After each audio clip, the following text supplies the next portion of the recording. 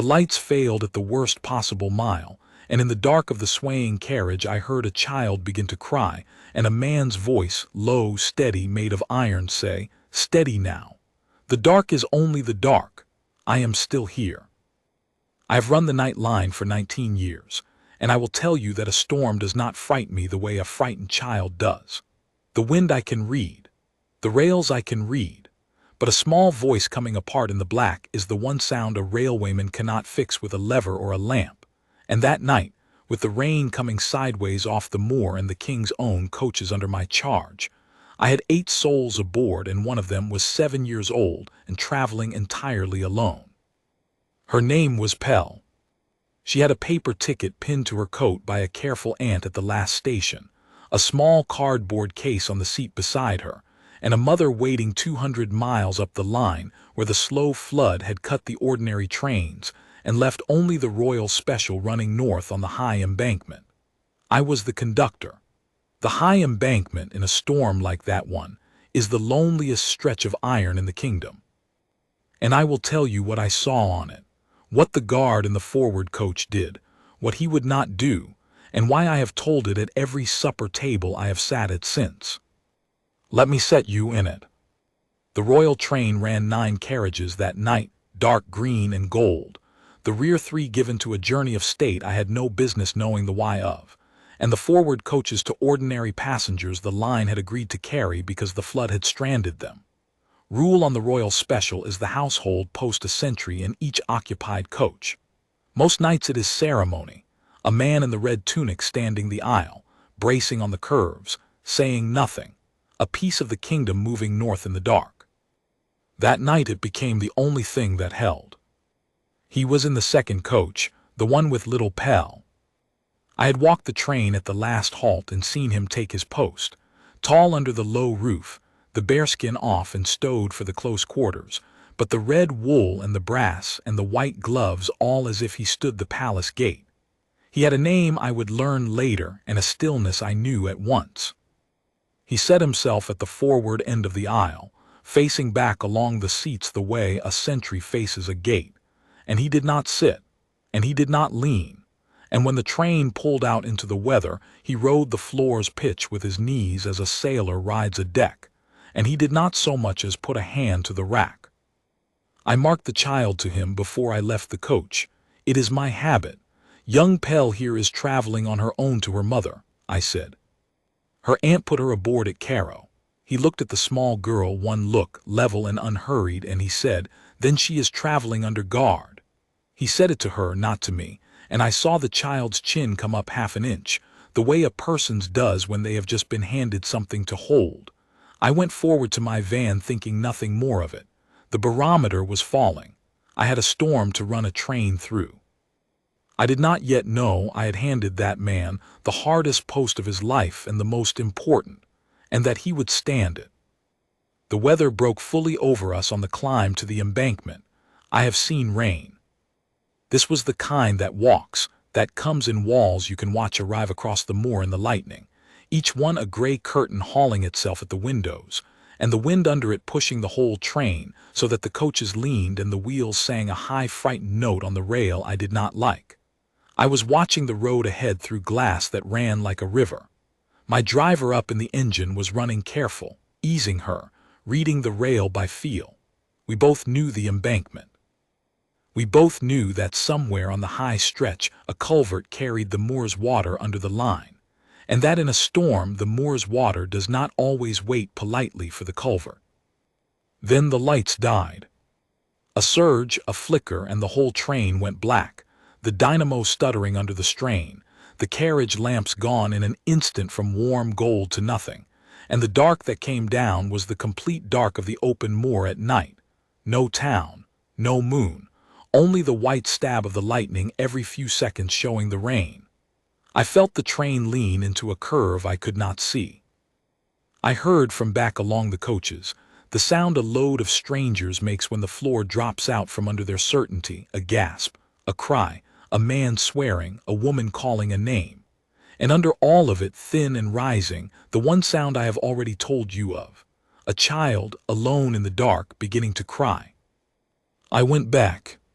It is the law of my trade. When the lights fail, the conductor walks the train with the hand lamp and shows the passengers a steady light and a steady face, because half of fear is the suspicion that nobody is at the helm. I lit my lamp and I went coach to coach, and in the second coach, where I expected to find the worst of it, I found instead the thing I have spent 19 years trying to describe. He had not moved from his post. That is the first thing.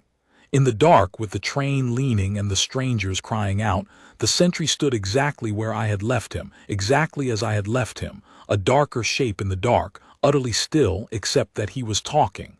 Low, even, pitched to carry the length of the aisle without rising. Lights fail in weather, he was saying to the whole coach, to nobody, to all of them. It is the dynamo and not the train. The train is sound. The man at the wheel is sound. Stay in your seats and you are safer than you would be standing. And the crying, the groan crying, the panicked breath of 8 strangers was steadying under that voice the way a frightened horse steadies under a hand it trusts. But the child was not steadying. Pell had gone past the place where a voice from the front of the coach can reach. I came level with her seat and my lamp found her.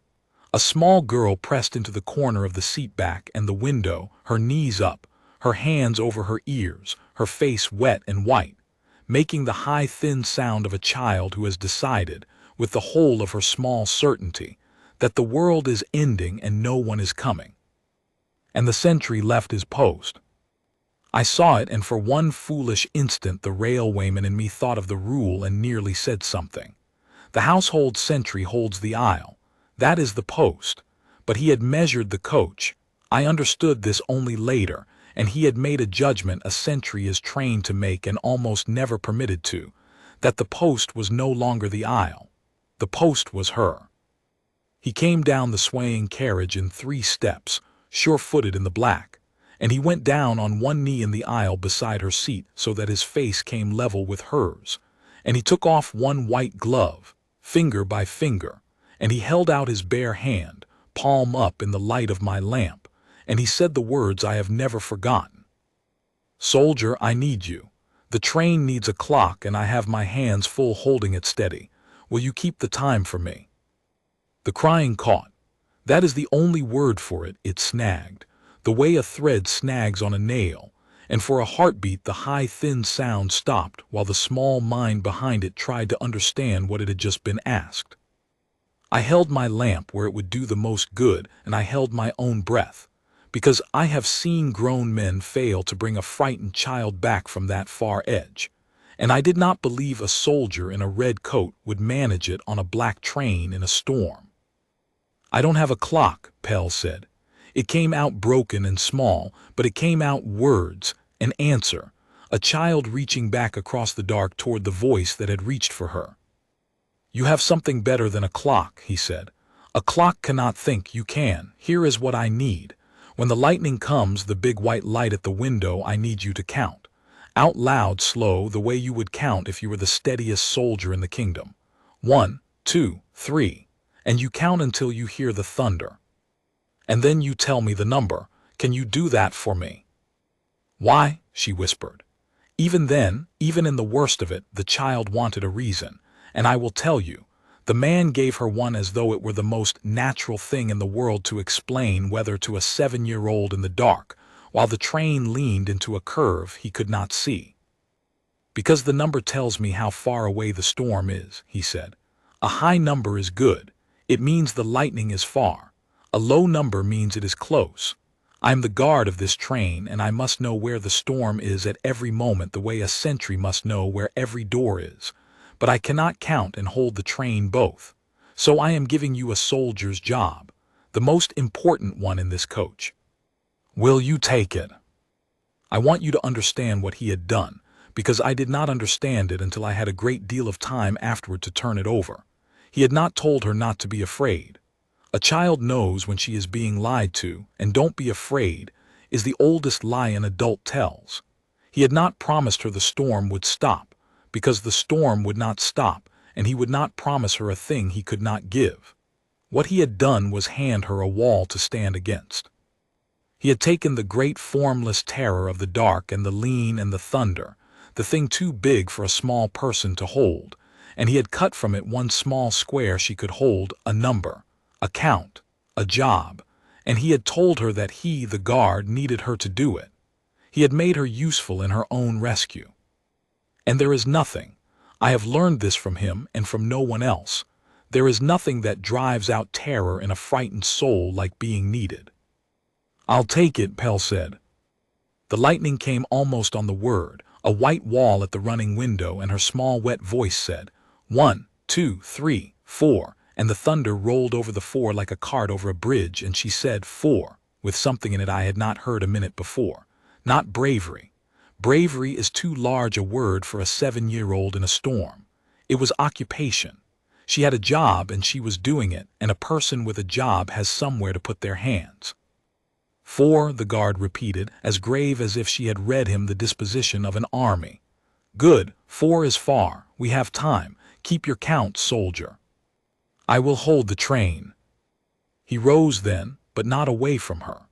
He rose only to his full height beside her seat, set his back to the aisle, and braced one hand flat against the rack and one against the seat back across the aisle, so that his body bridged the narrow space and made of himself a kind of frame around her corner, a thing solid in a coach where everything had begun to feel as though it could come loose. And he put the white glove back on, finger by finger, and went still, and from then on, whenever the train leaned, it leaned into him before it could reach her. I should have gone forward. There were 7 other passengers and a driver and a barometer still falling, and a conductor's place in a failed light storm is everywhere at once. But I confess I stood another moment in that aisle, holding my lamp, because I had walked back expecting to manage panic, and instead I had walked into something that managed itself.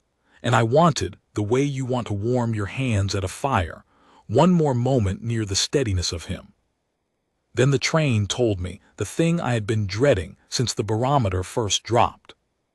It came up through my boots before it came to my ears. A change in the song of the wheels, the high frightened note I had not liked on the climb gone suddenly higher, and under it a softness, a give, a wrongness in the way the coaches were taking the rail that no railwayman of 19 years could mistake. The roadbed. Somewhere ahead on the high embankment, the moor's water had not waited politely for the culvert. The ground under the iron was moving. I did not run. A conductor who runs hands his fear to 200 miles of strangers in a single corridor.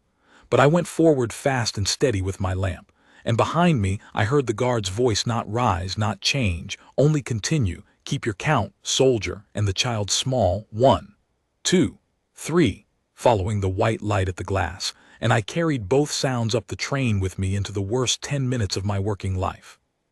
The driver met me at the gangway with the rain coming through the open plate like a thrown bucket. He did not need to tell me. I could see it in the way he had her. He had the special down to a crawl, a walking pace, every nerve in his hands reading the rail through the regulator, because we both knew that if the embankment had washed below us, we could not stop in time and could not go back and could only creep forward at the one speed slow enough that, if the worst came, the worst might come slowly. Culverts let go, he said, or it's letting. Water's over the up rail 200 yards on. I can see it in the flashes. He wiped his face with a sleeve that did no good. I can crawl her over if the ground's still there. I can't tell if the ground's still there. There it is, I thought. The thing they do not tell you when you take the conductor's lamp. That one night in 20 years, the whole of it, the souls, the iron, the company, the child counting thunder 2 coaches back, comes down to a man's 2 hands on a regulator, and a question no instrument can answer. Is the ground still there? How far to the far signal? I asked. Half a mile, maybe more in this. Half a mile of crawling over a moving embankment in the dark, and back along the train. 7 frightened strangers and 1 child for whom the guard had, by main force of his own stillness, turned the apocalypse into a counting game.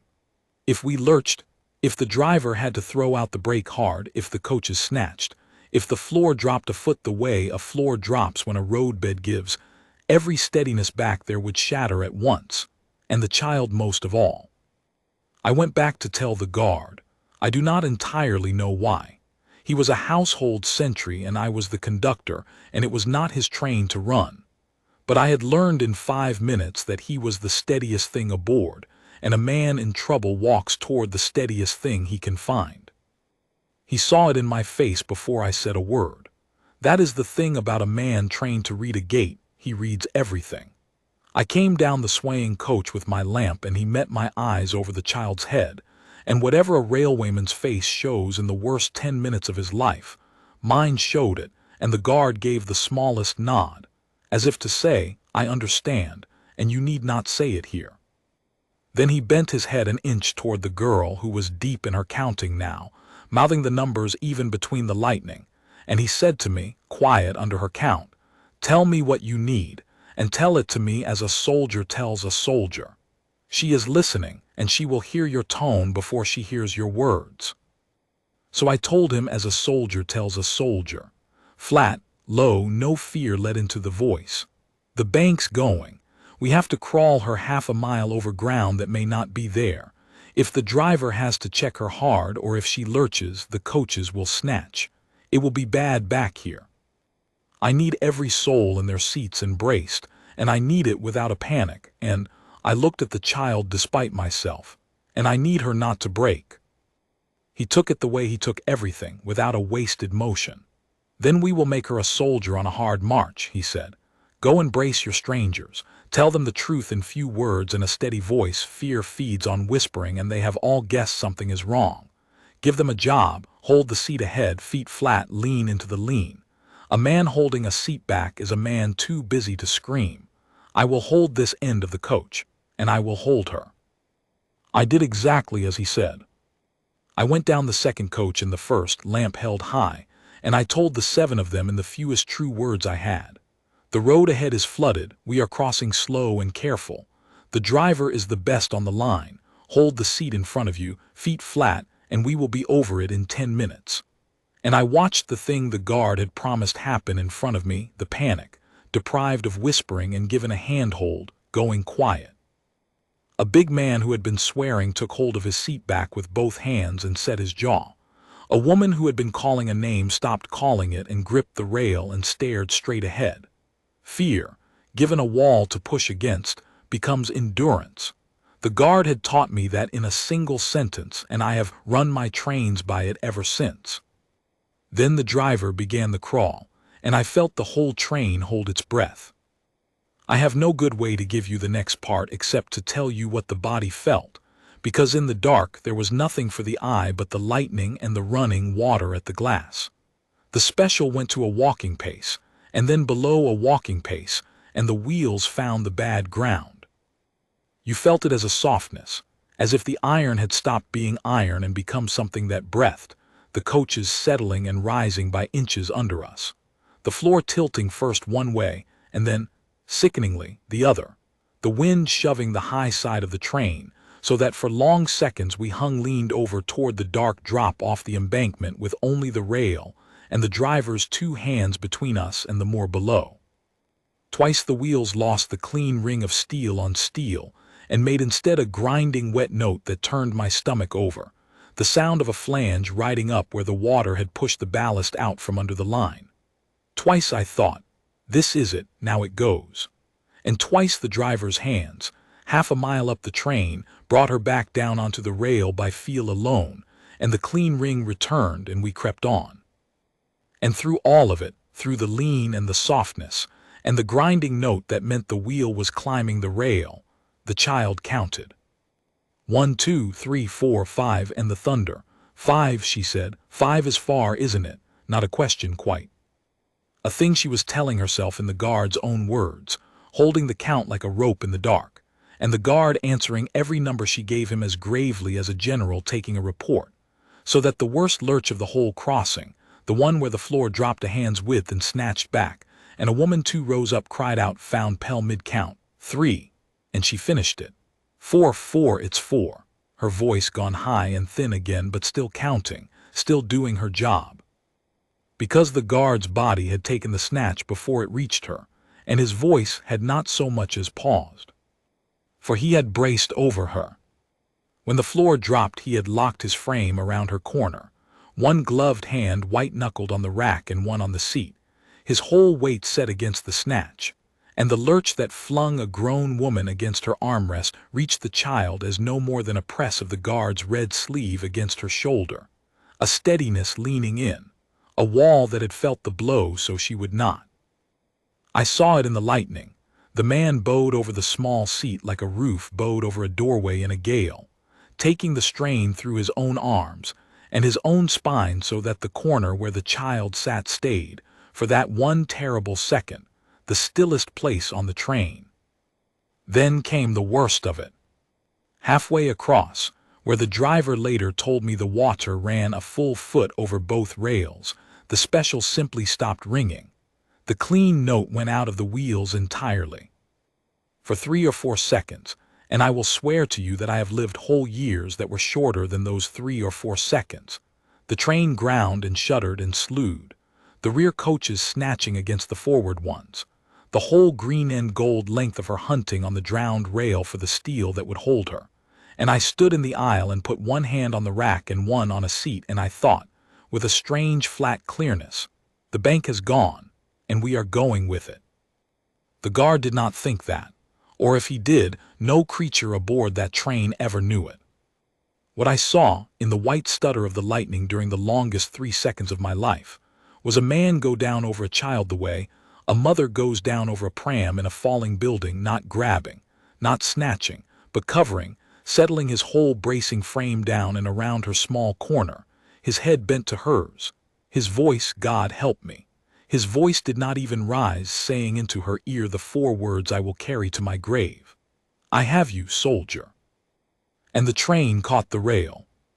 The driver's hands found the steel under the flood, or the steel found the wheels, or the ground, by the grace of whatever watches over the night line, was still there after all, I do not know which, and the driver did not entirely know either, and we agreed afterward that some questions are better left to the company engineers and to God.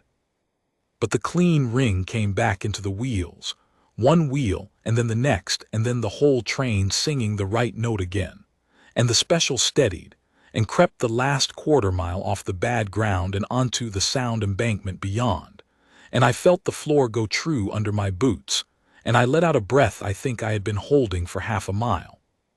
And in the second coach a small voice said, 6 is far. The storm's going away.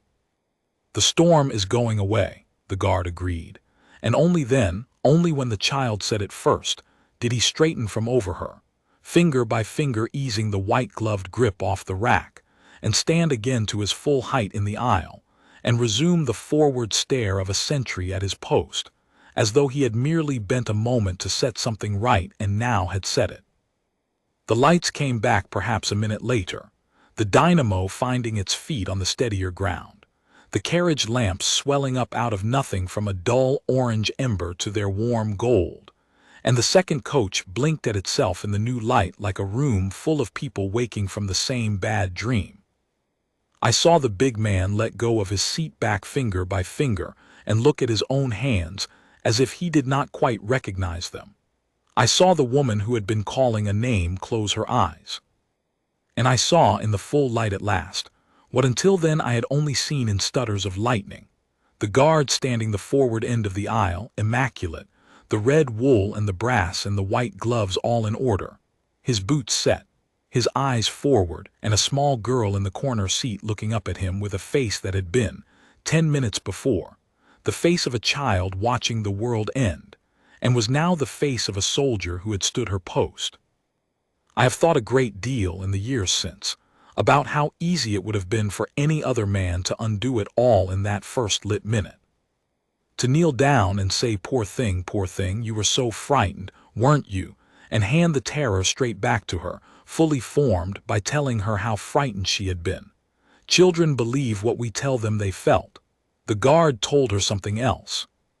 He looked down at her and he said, you kept good time. The storm broke at 6 and we crossed the water at 3 and we are through it now because the clock held. He paused. A soldier who keeps her count under fire is a soldier the regiment can use. You did not fail your post. Remember that you did not fail your post. I watched a thing I have no science to explain settle into that child like warmth into cold hands. She did not remember, after that, being a small girl who cried alone in the dark on a train that nearly went off a moor.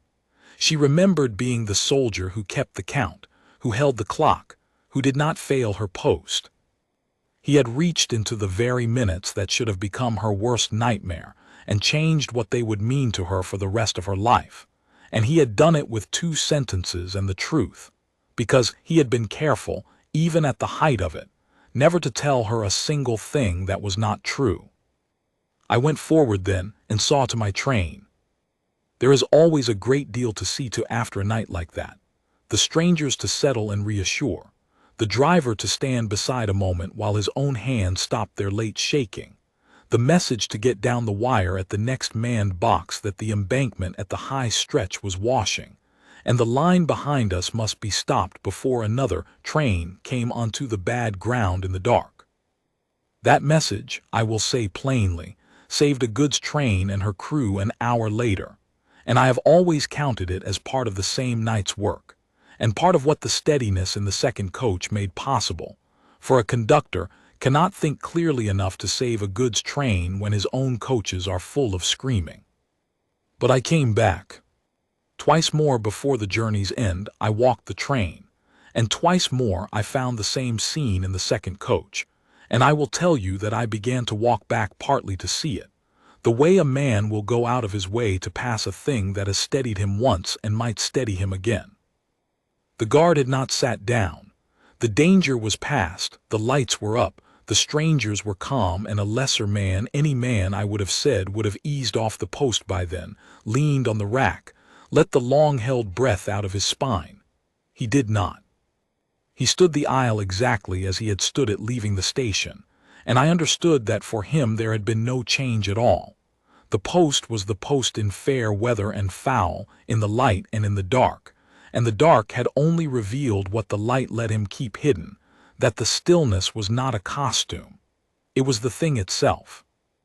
The man was, all the way down, what he appeared to be on the surface, which is the rarest thing I have ever met in a human being, and the only definition of honor I have ever needed. Pell had moved. By the 3rd time I came back she had migrated in the way of children from her corner to the seat nearest his post, her cardboard case held on her lap, and she was talking to him, quietly, steadily, the both of them in the manner of 2 soldiers off duty, and he was answering, not bending to her in that awful crouching way grown people use on children, answering her as a person. I caught only fragments as I passed. She was asking him whether the king had a clock. He was telling her that the king had a great many clocks, and that the most important one in the palace was wound by hand every morning by a man whose whole post it was to keep it true, and that keeping a true clock was a respectable trade for a soldier, and she should not let anyone tell her otherwise. She told him her mother was waiting at the far end, and that her mother would be frightened of the storm. He told her that her mother would be less frightened the moment she saw that her daughter had crossed the worst water on the line and come through it keeping good time, and that she must be sure to tell her mother that part, because mothers needed to be told when their soldiers had done well, the same as anyone. I do not think the man knew I heard. I do not think it would have changed a word if he had. He was not performing kindness for an audience. There is a kind of goodness that only shows itself when the doer believes himself unobserved, and his was that kind.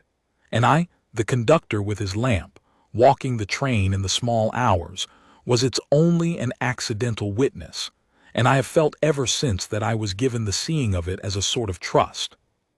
The last hour of the run was quiet. The storm fell away behind us into the south, the way storms do, all its fury spent on the embankment and the moor, and ahead the sky over the far hills began that thin gray lightning that is not yet dawn but is the promise of it. The wheels rang clean and true on sound iron. The strangers slept, or sat watching the gray come up in the windows. And I sat a while in my van with the wire still warm where the warning had gone down the line, and I thought about the post in the second coach, and about what a post is, and about the difference, which I had never properly understood until that night. Between a man who stands somewhere because he is told to, and a man who stands somewhere because someone might need him to. For that I had come to see was the whole of it. The household had posted that sentry in the coach as a piece of ceremony, a flourish of the kingdom traveling north. He had stood it as something else. He had stood it as a fixed point, and a frightened child, a coach full of frightened strangers, a conductor in the worst 10 minutes of his working life. Every one of us, when the dark came down and the ground itself began to move, had turned and found him exactly where he had been, exactly as he had been, and had steered by him the way a ship steers by a light it cannot reach but can always see. We came down at last toward the far station as the gray was going to gold over the hills, the special slowing through the points, the platform lamps swimming up out of the morning mist. And I went back one final time to the second coach, because the journey was nearly done and there was a handing over still to do, and because I wanted, I will own it, to see the end of the thing I had been given the middle of. Pell was at the window, kneeling up on the seat now, her cardboard case clutched to her chest, scanning the platform for the one face in the world she had crossed a moor in a storm to reach. And on the platform, in the gold morning light through the mist, a woman in a plain coat was running, not walking, running, alongside the slowing train, her hand to her mouth, her eyes going carriage to carriage, the face of a mother who has been awake all night with a wireless and a weather report, and a child she could not reach on a line she had been told the storm had cut. The train stopped. I had the door before Pell could reach it, and I will tell you that I have opened 10,000 carriage doors in my life, and I have never opened one that mattered the way that one did. The child came down the step in a tumble, and the woman came down the platform in a rush, and they met the way they could only meet. The small case dropped on the stone, the woman on her knees on the cold platform with her arms full of her daughter, saying her name over and over, the only word she had, and Pell saying into her mother's coat, with the whole grave pride of a soldier making her report, "Mum, Mum." I kept the count. There was water on the rail and the lights went out, and I kept the count the whole time, and I didn't fail my post. The mother looked up at me over the child's head, her face a question too large for words. What happened? What happened on that train in the night? What does she mean? And I did not entirely know how to answer it, and so I did the only true thing. I turned and looked back up the train, toward the second coach, to point her to the man who had earned the answer. He was gone. The aisle of the second coach stood empty in the gold light. At some point in the bustle of the stop, while I had the door, while the child tumbled down to her mother, the household sentry had come off his post at last, the danger finally and fully past and the child finally and fully delivered, and he had stepped down from the far end of the coach and walked away up the platform in the morning mist, the way such men do, without waiting to be thanked, without waiting to be seen, his work done and therefore, to his mind, finished. I caught one last sight of him far down the platform, the red coat going away through the gray, tall and unhurried, a piece of the kingdom walking off into the morning, and then the mist took him and he was gone, and I never learned his name from his own mouth and never saw his face again. I learned the name later from the duty roster, and I will not give it to you, not because I have forgotten it, for I have not and will not, but because I have come to feel that the not naming is part of the honoring. He did not do it to be named. To pin his name to it now, to make of him a particular man with a record and a rank, would be to give the story a hero, and the man himself, I am certain, would not have wanted a hero. He would have said he stood his post. He would have said the dark is only the dark. He would have said a soldier keeps his count under fire. And he would have meant every word of it, all the way down, in that rare and terrible way he had of being exactly what he appeared to be. I told the mother as much as a man can tell on a cold platform with a train to turn around. I told her the lights had failed, and the embankment had nearly gone, and the crossing had been the worst I had run in 19 years. And I told her about the guard in the second coach, how he had left his post when his post became her child, how he had given a terrified 7-year-old a job and a wall and account to keep, how he had bowed his own body over her corner and taken the lurch of a near derailment through his own spine, so that it reached her as nothing more than a press of a red sleeve, how he had reached into the worst night of her daughter's life and turned it, by main strength of his own stillness. Into the night her daughter stood her post and did not fail it. The mother wept, there on the platform, the way you weep when you learn that a stranger stood between your child and the dark and asked nothing for it. And little Pell, who did not understand why her mother was crying when the storm was over and the count was kept, patted her mother's shoulder with a small, competent hand and told her not to be frightened, because the dark was only the dark, and there had been a soldier. I have run the night line 11 years more since then, and I am near the end of it now, and I have told this story at every supper table I have sat at, and I will tell you the truth of why. It is not for the storm, though it was a great storm. It is not for the near thing on the embankment, though it was the nearest thing of my life. It is for the kneeling, and for the count, and for the 4 words spoken into a child's ear in the dark while the train hunted the rail under the flood, "I have you, soldier," and for the empty aisle in the morning the post stood and the man gone, asking nothing. We think, most of us, that the brave thing is to charge, to run toward the fire, to seize the wheel, to do something large and loud against the dark. And there is a place for that, I do not deny it. But I learned on the high embankment in that storm that there is a braver thing and a rarer one, and it is to hold still. To stand exactly where you have been placed when the lights go out and the ground itself begins to move, and to be, for a frightened child, for a coach of frightened strangers, for a conductor in the worst 10 minutes of his working life, the one fixed point in a world that has come loose, the light that cannot stop the storm but will not all night go dark. A frightened thing does not need you to be unafraid. It needs you to be unmoving.